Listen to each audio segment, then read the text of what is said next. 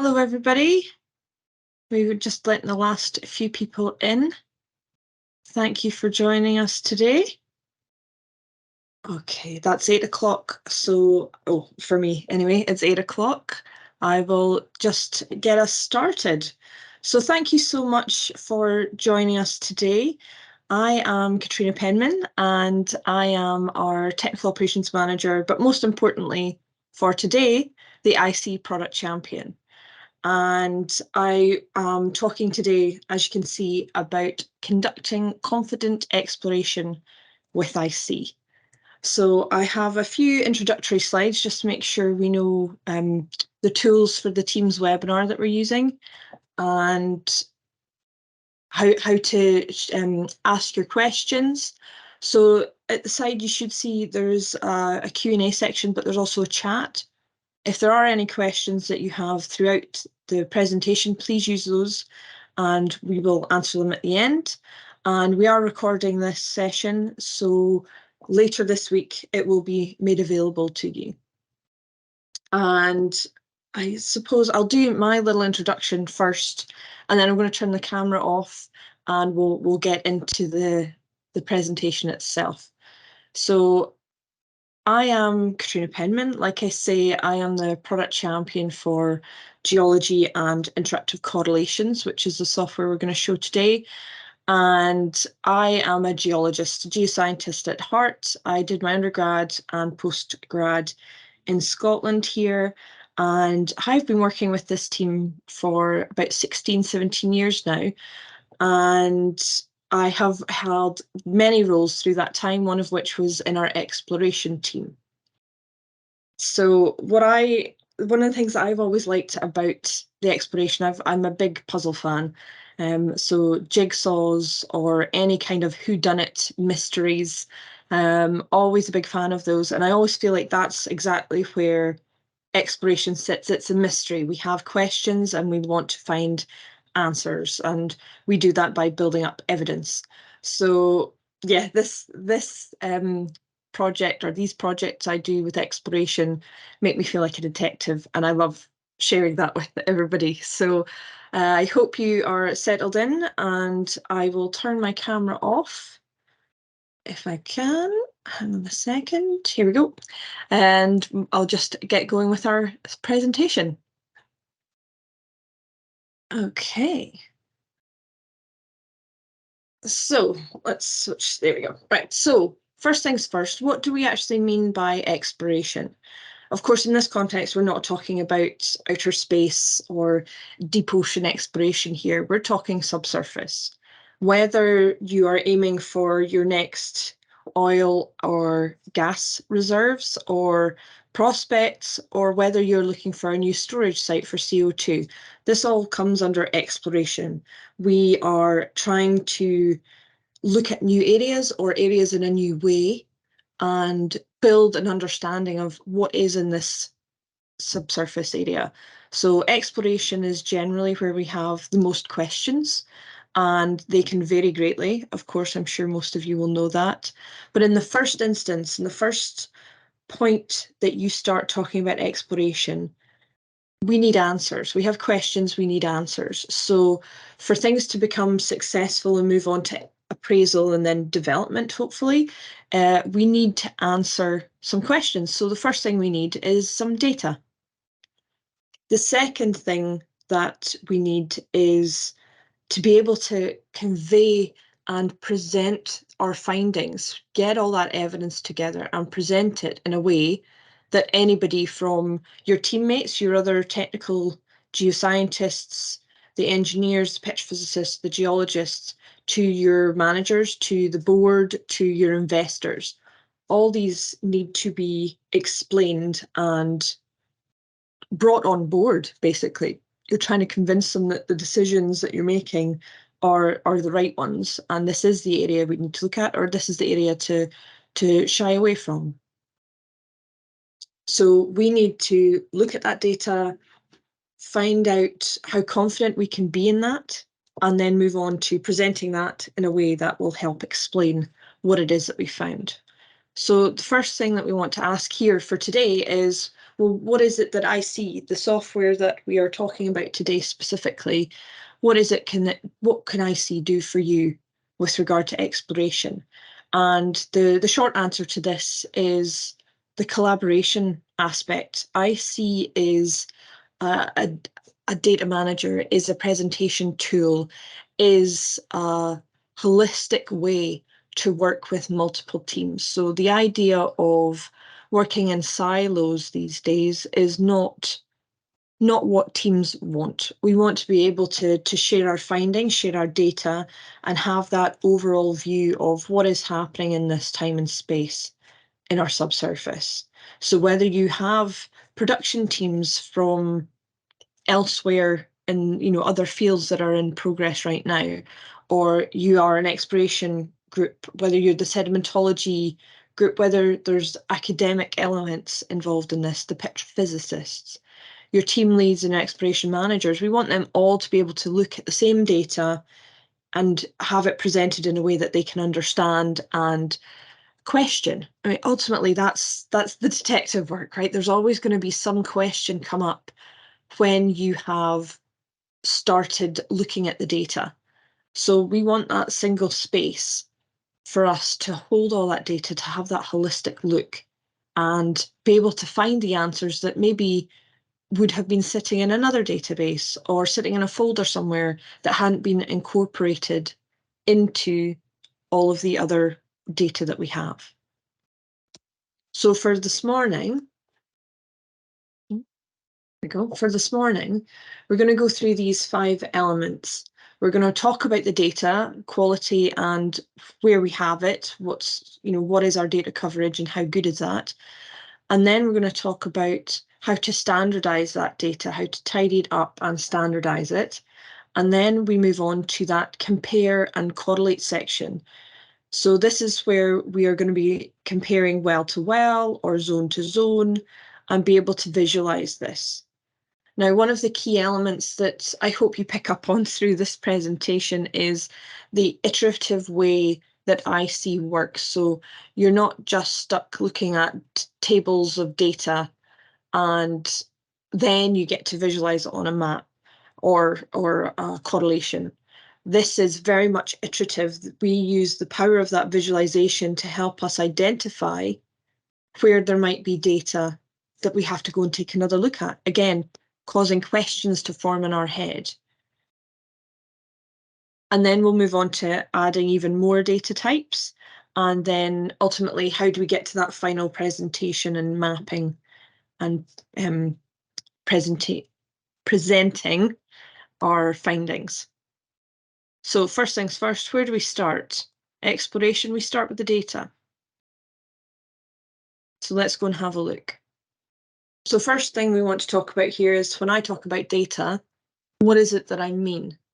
And with regard to storing data in IC and being able to use it to map or to generate charts in some way or presentations, we are talking about well-specific data for the most part, where you have a location, an X and Y coordinate, a lat long, and any other data, whether it is numerical, whether it is text-based, whether it is curves, whether it's versions of curves, whether it's graphics, whether it's intervals, whether it's pics, whether it's irregularly sampled or regularly sampled.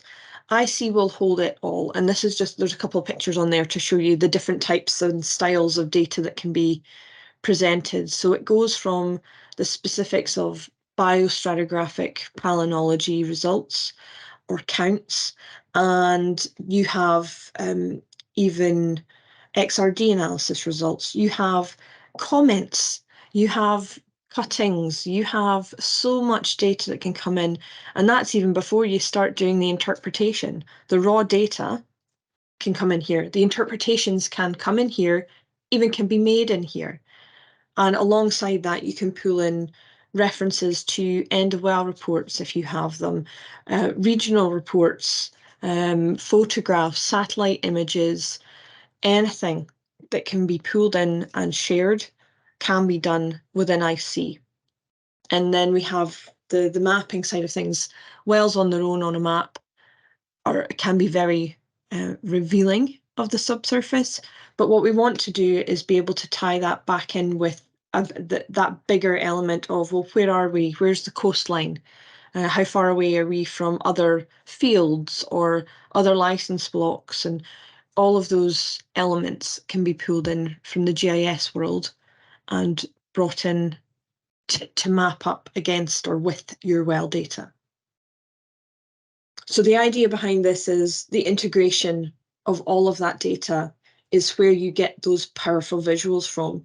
You're not just stuck looking at one type of data in one way. You have the stratigraphic elements of your subsurface, whether you're picking those or whether you have them from a lab, whether you have them from other colleagues, from the original operations whilst wells were being drilled. That can all pull together to help you pull in all of the information and know that you have as much information as you can to help explain what is happening in this area. Is it doing what I am hoping it would? And that way you build that confidence in your subsurface. So of course, with any kind of data, there can be issues. Where has it come from? How confident are we in this?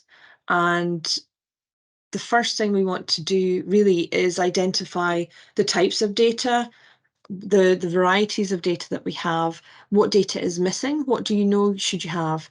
This well doesn't have a gamma ray, except the wells that were drilled as part of the same drilling campaign all have my gamma density neutron. The tools were run. So where has this curve gone? Has it not been digitized? Is it an old well and this has been lost? Questions, questions, questions. And we can help answer those. So we need to first know, do we have any missing data that we know about? Is it missing from a particular well? Is it missing from a particular part downhole?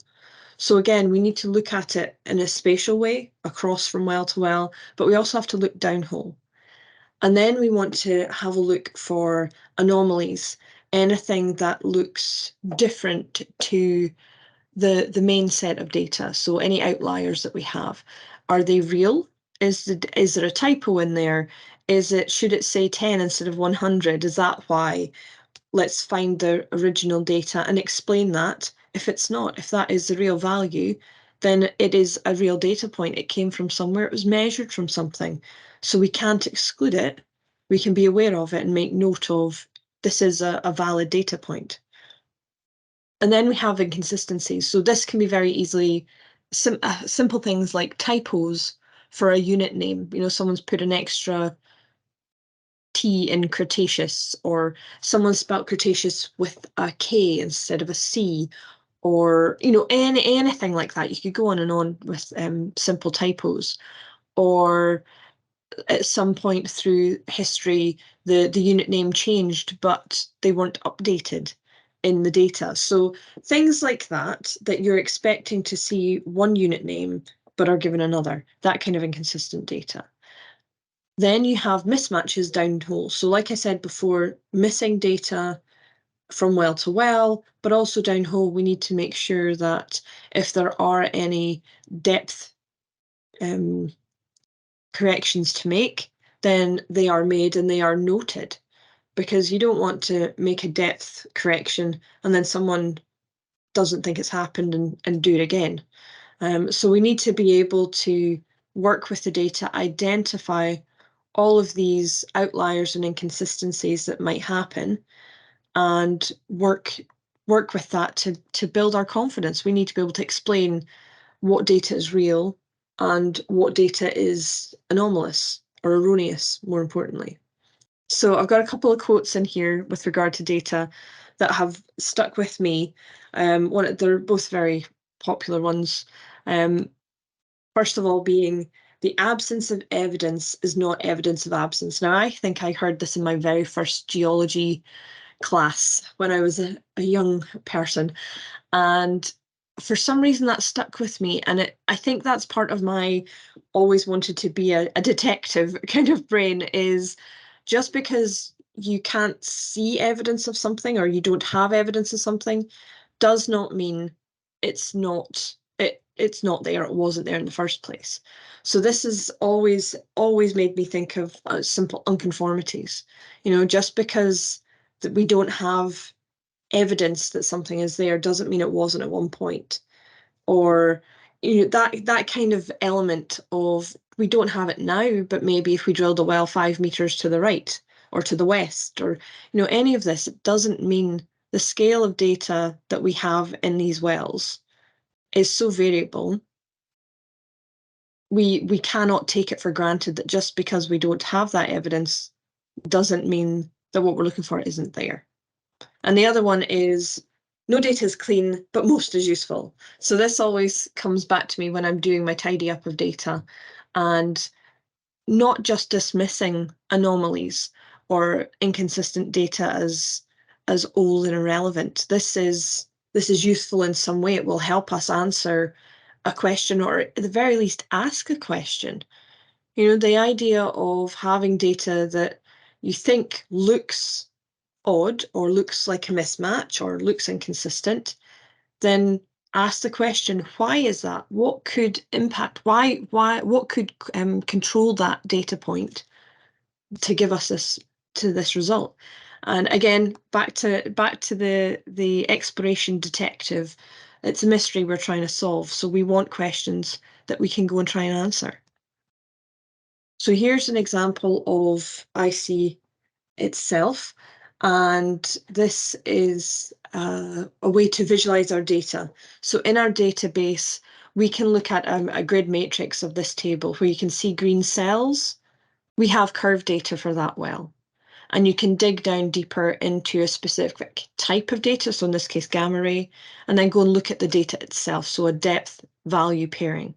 And the same goes for what we call discrete data. So this is tables of point data or interval data that, again, you can drill down and look at the raw data here. And there's extra information that you can add, like, yes, it's confident.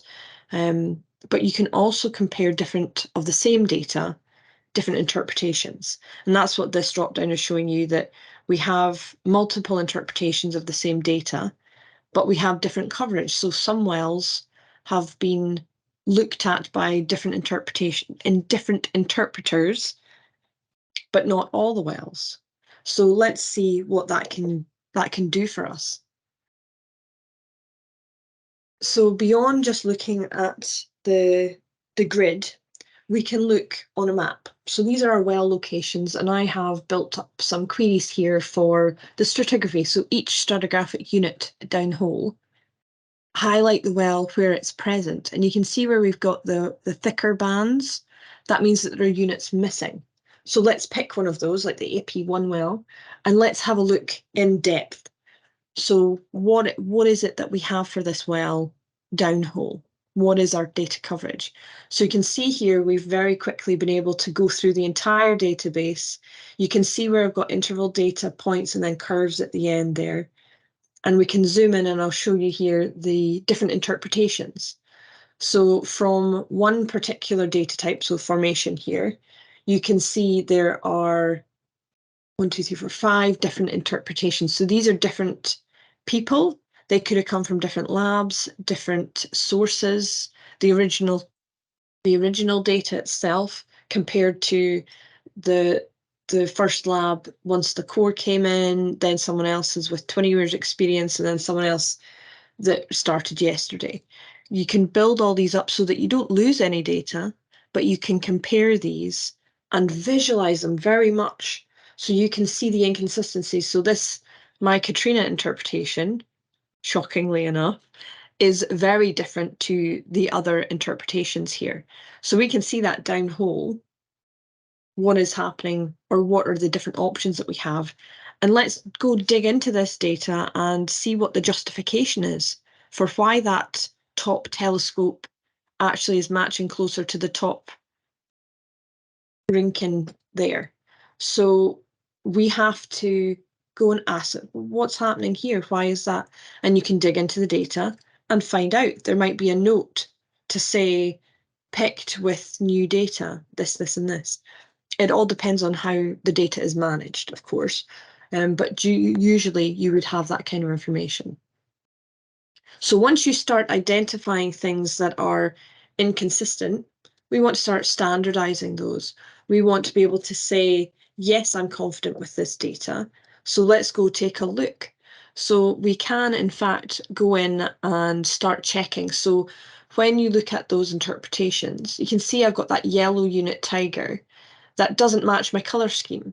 And that's because I have set my own set of standards and I've picked a blue to purple color scheme. So the yellow is a very big pop out of color to draw my eye in for this well and say, oh, that doesn't make sense. It's not sitting there. And what we're doing in this little video here is we're renaming that tiger for one of the interpretations so that you can see what would happen if we renamed it. So at some point in history, let's say, it was called tiger, but now it's called rainbow. So as we step down on the map through our stratigraphy, we can see the lateral changes and any consistencies that we have there with regard to, this is a lithology bubble, what we call a lithology bubble. So if I play that again, we're really quickly stepping down. You can see where we don't have a unit. These are unconformities.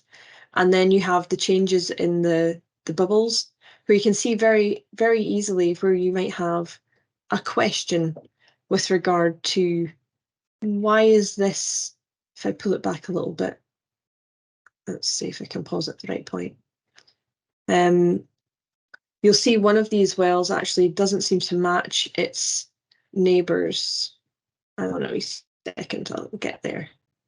That's the next one. There we go.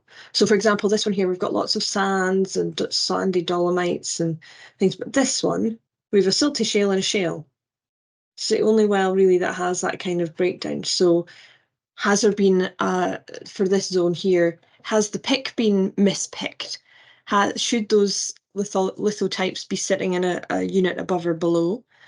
It's a question, it's an anomaly. You know, we're highlighting that difference from well to well here at a particular zone so that we can, again, drill into that data and start looking at it. All right, so let's go look at it. So the next thing that we want to do, and like I say, this is very much an iterative process. So when you start looking at the data, you know, let's go and compare. We've just had a quick look at the map there. We've seen something that looks questionable. So let's go question it. Let's compare. So similar to what we looked at before, we look at the zones and we go through them all and we can step up very quickly because again, I have set the rules to say the younging direction is this. These are the zones. This is the order they should be. And I want to see a deeper breakdown of what's happening. So you can see on this, excuse me, you can see on this little video, we've got the little well sticks here that show you the relative thicknesses. So where you have a thick zone versus a thin zone. And then the breakdown. Have you got gross sandstones or have you got lots of interbeds? You can drill into the data. But ultimately, we're going to visualize it because we want to be able to see, excuse me, the data that we were looking at. Does that lithotype actually fit for the zone? Is that what I expect it to be? So we have the data is there, that's what it's picking up. So let's then compare it to the wells around it. And this is where we can start building correlations. Now I'll go further into correlations in a wee minute, but the idea behind being able to visualize this on a map, highlight areas that have questions, you should have questions about this data, and then you go in and dig deeper, right? We have the questions, we want to find the answer. Do we have more data now that will help us pick that top telescope further down, further up? Is it exactly where it should be? And if so, what does that mean about our fascies? What has changed? So what we can do is actually look in great detail at one specific well. So here's an example here to be able to compare one well in detail to another. So we have what we call our cross section here. So this is our well path with some data on there. We've got some surfaces, structural surfaces, fairly layer cake geometries in here. And then we have a core photo in here. We've got links to data, reports, and we have a little correlation that will show, this well is part of this correlation. Here it is on the map. We do actually have some fluid content production from here, and we've got some zonal breakdown for the reservoirs. Let's call it protoperm curves. I actually can't read them. But you would build this up, and this is your template. You can set the standard.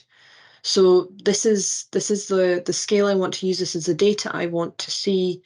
This is how I want it to be aligned with each other. And then as you go through, you can get the next well, and you have the exact same breakdown. And you have the new location. You do have the 3 reservoir zones in this well. You've got its reports, it's got its correlation panel. And then there's the next page. So again, you've got the well path that's happening here. You've got the results from here. You've got the different results for all these kind of plots for you to be able to look at and answer questions. That's what we're trying to do here. We've got the data. We want to really easily be able to compare the west side of the field to the left side, to the east side of the field. We want to be able to compare the fields in production against near field potential prospects that you've had. If you're going to be injecting CO2, you want to be able to talk about that pressure story. Is there anything connected? What is the depletion story that's happening in the local fields? Let's pull all that together and see. So we can compare those from well to well in detail, as much detail as you like. That's a fairly simple one, if I'm honest. Now we want to correlate. So we can start on that map and we start building a correlation. And you can see here, I've got that big chunk of yellow happening in some of my wells. And in the original video, we changed one well. But what you can do is change it very quickly on multiple wells. And not just in the data, as you can see, but you can go back in and update the ties so that your whole correlation is now using the data that you want it to. But then you get to, again, that iterative process. You can go back from the map to the correlation and back again to be able to identify those wells said that there was nonconformity. Let's look down hole, and absolutely we have a pinch out happening in those wells. So that is a true unconformity for that rainbow zone. Okay, so we get to clarify what is it we're seeing. We're building confidence. We've looked at it in multiple ways. We've modified what we needed to, and we're starting to answer questions as in, yes, I mean, in this case for the rainbow, there was either non-deposition or there was erosion on the west side and the east side. So what does that mean for our gross depositional environment? What was happening at that time? Let's go look, do we have any biostrat data? Is it going to help us identify what kind of time we were in, what kind of climate we were in? Is there any answers as to the depositional environment that we can get from this? All right, so not just in depth. Of course, that correlation I showed you there was in depth. But what IC can do is actually use the data that we have to start building up an understanding of not just what's happening locally, but we want to have that step back and look at the regional picture. So just because you are looking at a particular license block doesn't mean to say you won't find answers if you were to take a step back and look beyond that, right? The geology and depositional environments have no concept of license blocks. So back when they were being deposited in the Permian, in the Cretaceous, in the Paleocene, whatever age it happens to be, you want to understand, well, hang on, there is nonconformity here. How widespread is it? Is this just a local change in sea level and my sequence strat is telling me that? Or is this something that we have a massive extinction event that happened and, what was going on? What is the reason? What is happening on the bigger scale versus the local? So what I'm trying to say is you have the option here. So this on the right-hand side here is an example, like I showed you there, of a depth plot. So you can get to see the present day geometries, really, of where you might have particular zones, where they're pinching out, where there might be a fault, where there's deposition, non-deposition. And then you can convert that when you have chronostrat data. So when you have that age related understanding, you can plot the correlation in age. So downhole becomes age, a linear age plot. And you can see the white sections here where you've got some local unconformities. And then you've got the bigger, more regional scale unconformities that apparently last slightly longer in certain areas. Well, again, questions. What happened at that point in time? Let's go and have a look. What is the data telling us? So we have that visual representation of the wells downhole or on a map. We have questions arise from what the data is showing us. And then we can go in and have a look. And is the data answering that question? Absolutely, yes, that makes sense. Great. Confidence. I know exactly why I'm seeing this unconformity here. And that's just in age. You can also have a look. This picture on the left here is plotting in depth still and being able to show the variations in depositional. So that's an angular unconformity you can see between the blues and the orange there very easily based on a nice depth plot. All right, so there is power in both of them. I'm not saying you would pick one over the other. What I'm saying is the visualization is powerful. It is so powerful when you are trying to understand what's happening millions and millions of years ago and what the data you have are. I mean, you think about it, these are what few inch boreholes that you have data for, and you're spreading them across the kilometers of a basin. You know, you're interpolating and interpreting between those, you know, from minute one that you start this project. So you want confidence in that. And by doing the questioning and answering based on data, we're building that evidence. Okay. So the advanced interpretation, or sorry, the advanced integration. So beyond just your curves and your analysis data types and your interpretations based on those, we can pull in more data types. So beyond just IC, our sister product IP is our petrophysical package, and it has a great many tools available. But from the basics of petrophysics, what's your water saturation, building facies, actually doing some rock physics and geomechanics into that cased hole world.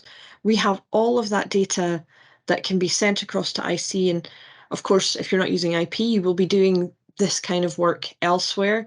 And those results, the analysis results from there, or even your raw parameters that you're pulling in, these could all be pulled across to IC and help build up that confidence in the story that you're telling. It's the mystery, right? We're trying to answer these questions.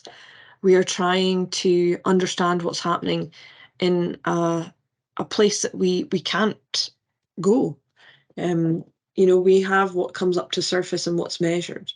One of those examples of the advanced data are things like borehole image analysis.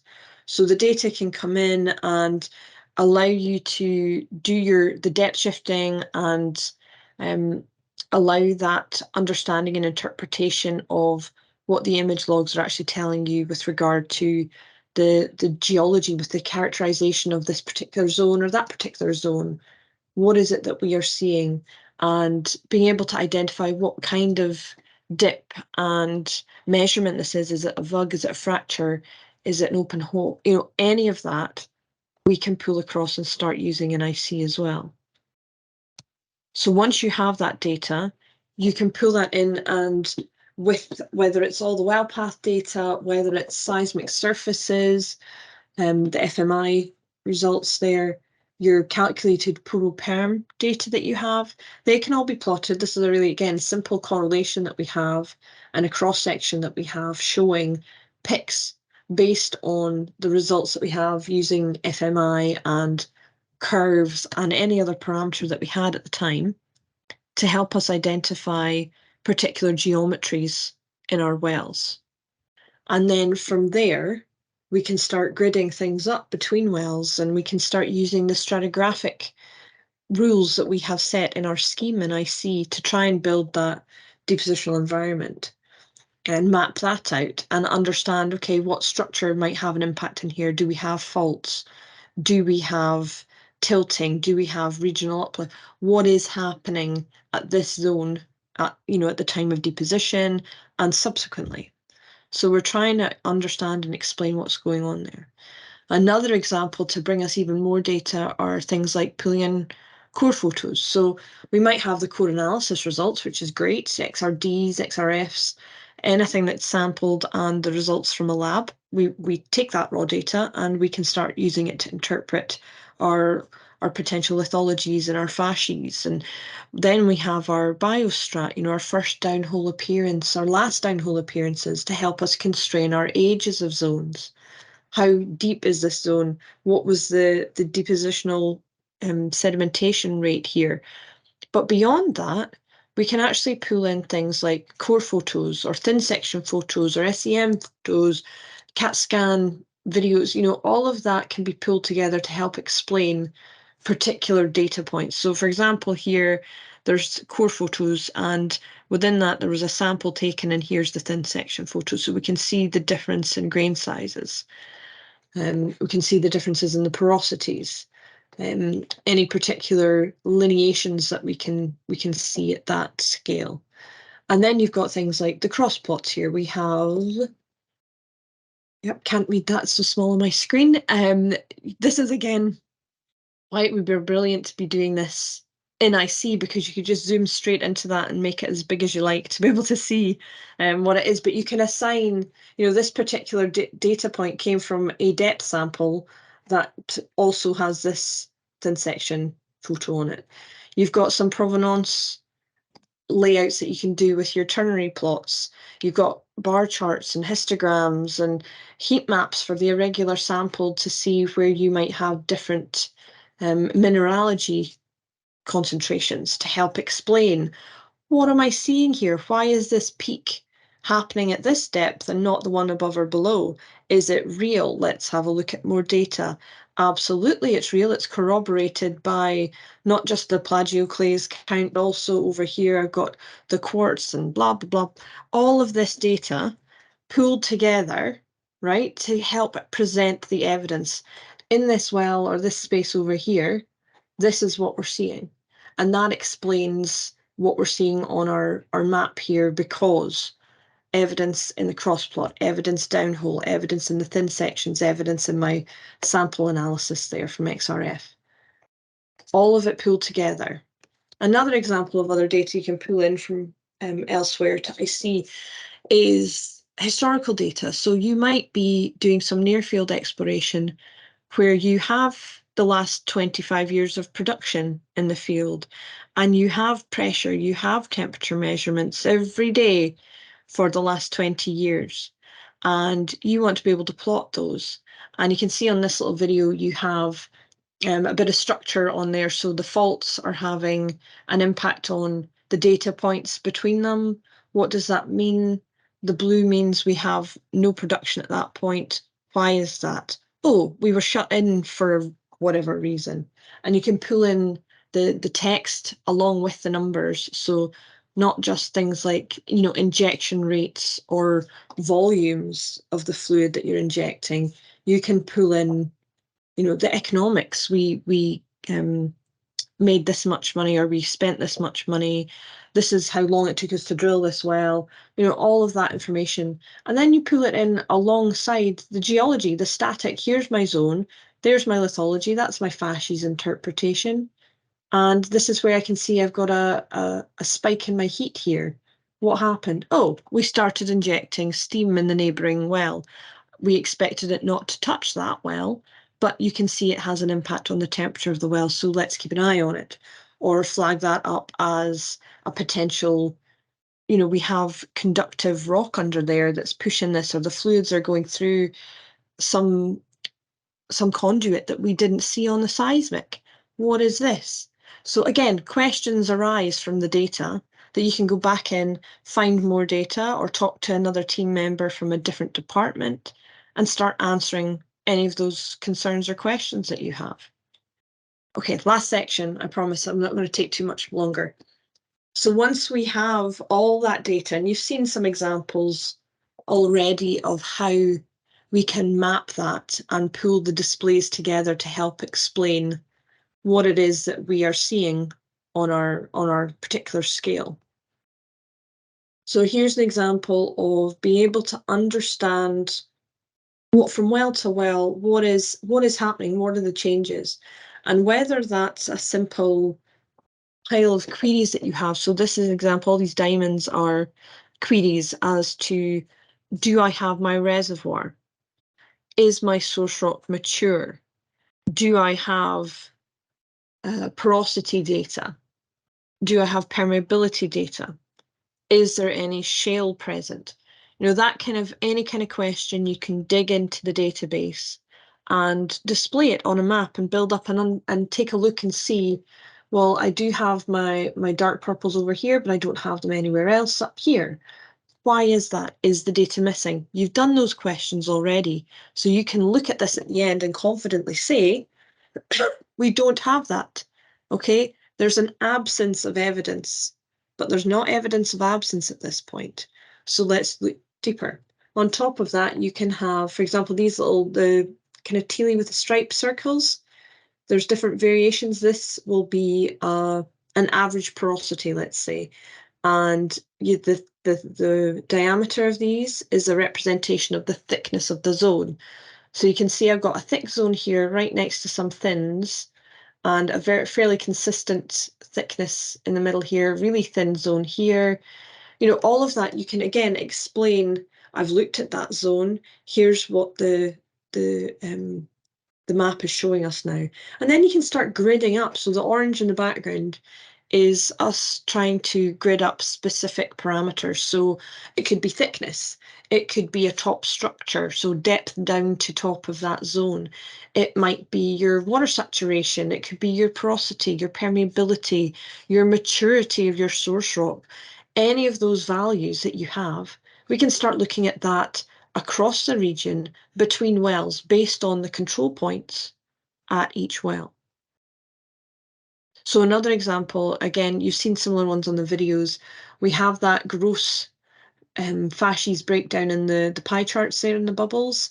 And then we have our little sticks, and let's see, these ones here, that are showing you the lithology, for example. And you can see we've got thicker zones here, but very variable with regard to the lithology, versus quite thin on the east side here, as we come round. And apparently no lithology information for some of the wells as well. So why is that? Let's go and have a look. Can we interpret lithology from the logs that we have? Or any other data that we have? Can we identify, is it even carbonate versus siliclastics? So this is, again, presenting something, mapping it, and then being able to question it. So this zonal breakdown, we can look at the detail, okay? And again, we've got a grid in the background there, top structure. So, blues are deeps, yellows and greens are shallow. So another example here is, we talked about pulling in FMI data before and the results of that. And you might have bed dips and strikes that you want to map out. So you can do that. Again, I've got some examples of some stereo net plots or rose plots here. But alongside that, we also have a contour map. And we have the reservoir details for each of the wells. And you can see I've done a little correlation up here to show the variable thicknesses along that northern section. And I also have that tie-in back to a thin section photo at that depth. So there's a sample there that we have a thin section for to help explain this reservoir looks really good. It's got nice rounded grains. We have decent porosity and permeability. And explain your findings. So in a very visual way. So we're looking at a particular zone. So we've got that stratigraphic element, and we're pulling in some extra data from the structure, and also the contours will be a depth structure, let's say. So when we're starting to visualize, right, we want to be able to map this out. And let's play this video. And then we have be able to look at every zone, every stratigraphic zone, grid up things with structure in mind. So this has some faults that are relative to each of these zones. And it controls whether it means this is a mix of thicknesses, surfaces, parameter, permeabilities, that kind of thing. So all of these grids can be made internally for you to be able to see what's the variation. We've got dark, thick zones here versus we've got zeros in certain wells, right? You can see the zeros where we have unconformities. We can infer where that top zone would be because we know what units should be above and we know what units should be below. And if those are present, we can calculate the depth of where that zone would be to help us grid up from well to well. No, don't need to start it again. Here's another example of two grids being displayed. So not only do we have the detail down at the lithology breakdown at each well for a particular zone, we've got a little representation here of the zone and what's directly above and below. And where we have some curve data, we display that as well. But in the background, we have the structure map, the contours of the structure, but you can see they don't match our maturity levels of this zone. So green being mature, grey being immature. So we have a look at our source rock for this. And then we start talking about, the entire petroleum system here. We've got our source rock. Do we have it across the area? Is it actually, are there migration pathways that might get us up to where we're looking? Let's have a look at that extra structure. Then we have the idea of the reservoirs. Of course, they're present or not. What quality are they? And then you've got the cap rock, right, which is obviously very important when you're doing certain things with exploration here. We want to be able to map the quality and quantity of the cap rock here. So, what's the seal capacity on this? How thick is it? What is the quality? Do we have any baffles that we're happy with? Do we have any fractures that we're not happy with? Are there any subseismic scale anything that we need to attribute or count in our risking and evaluation of this data? So I mentioned seismic really quickly there, and I could have mentioned this up with the advanced interpretation side of things. But we do have, I'm not saying that exploration should be done without seismic. It's progressed a lot in the last 20 years. So absolutely, if you have the seismic, you should be using it. But what I'm trying to get across here is you shouldn't be ignoring the well data and depending solely on the seismic. I'm hoping I'm preaching to the choir here, and you all know that. But what we do have in IC is a way for you to pull in your seismic surfaces. If you have any fault polygons, you can pull those in again as well. So you can see this is all a faulted bed here. And you can then compare and see where we have the well bores and the surfaces are going through at the same point. So we can QC the pics that the seismic is versus the wells are telling us. And if there's a mismatch, you can go back to the geophysicist or yourself if you're the one doing the geophysical interpretation and have a look again with that pic.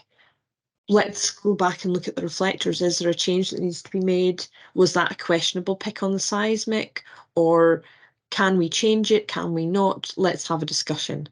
The whole point of IC is trying to get that collaboration working together, right? So we want to step back and we want to be able to look at the big picture. So not just the well data. We don't want to be bogged down in the detail of our core analysis and looking at just 1 meter in one well.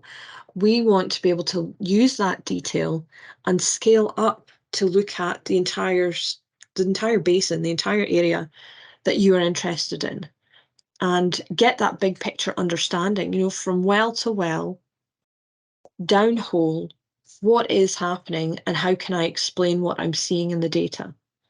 We want to be able to identify the variations from well to well.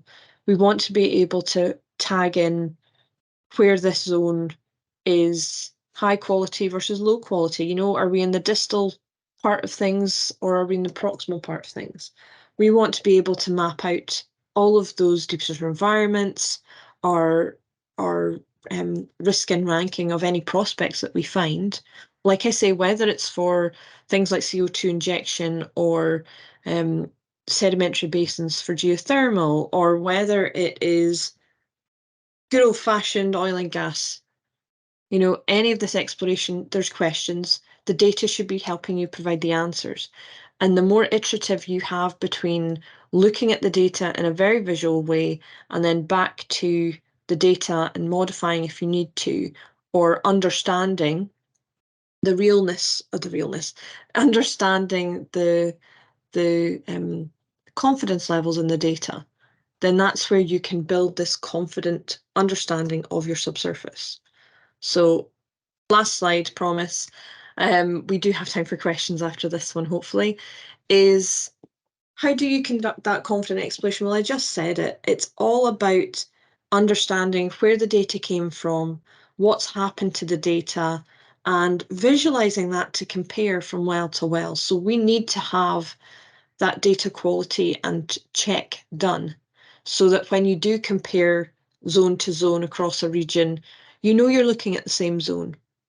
You know, if you have some anomalies, we go back. It's iterative. We go back and we constantly battle for that confidence. We're constantly going back and back and back to the data to understand and help answer any questions that arise while we visualize it, right? So we are humans, we're very visual. We like pictures, and we can get a lot more out of pictures than just text. So we want to utilize the tools at our fingertips. And one of those tools is IC. Excuse me.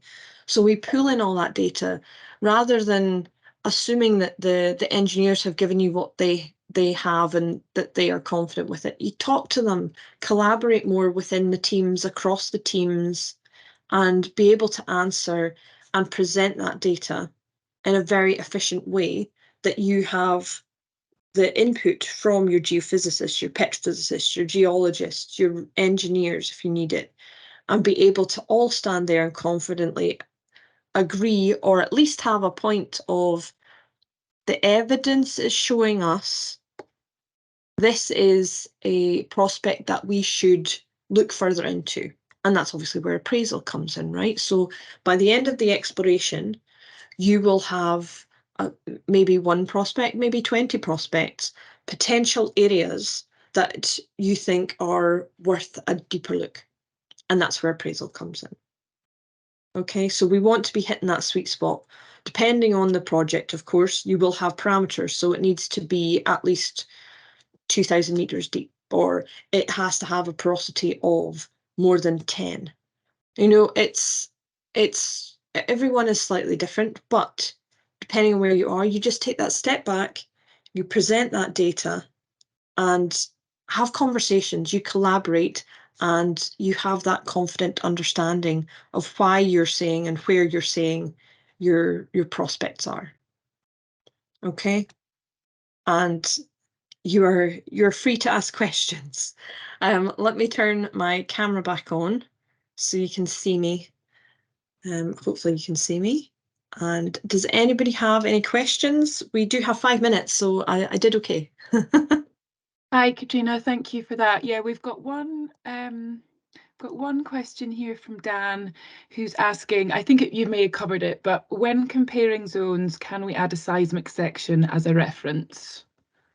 Absolutely. So it's not the volume or a slice. It would be a picture of the section or the interpreted surfaces, and then we can build the cross sections that you saw with the well path coming through the layers. So you can incorporate the seismic that way, but we don't store the seismic in IC. It's definitely that's our one thing. That was our line, is we didn't go into the seismic interpretation level of data for exploration. It's very much driven by the well, but you can incorporate the seismic in multiple ways, like I say. Okay, perfect. Well, there's just one more come through directly to me. So it says, when you mentioned petroleum systems, does that mean you can incorporate source rock evaluation analysis data to identify kerogen types? Yes, absolutely. Short answer, absolutely you can do that. So some of the plots that I showed had cross plots on there. So you can actually set up the lines. So your type 1, type 2, type 3s. You can absolutely include those. So when you do your HIOIs and your Tmaxs and everything, you can absolutely, yes, is the short answer to that one. Sorry, I keep looking at my watch thinking, oh, I'm under my hour. It's okay. So yes, is the short answer to that one. You absolutely can incorporate all of that data. Great, thank you. Well, there's no other questions in there. I do see Christopher's got his hand up. If you want to ask a question, you can put it in the Q&A section or message one of us directly afterwards. We can certainly come back to you on that. But at the minute, there doesn't seem to be anything else there. So I think that means you did a good job of covering everything. Excellent. So, Okay then. Thank you so much, everyone. I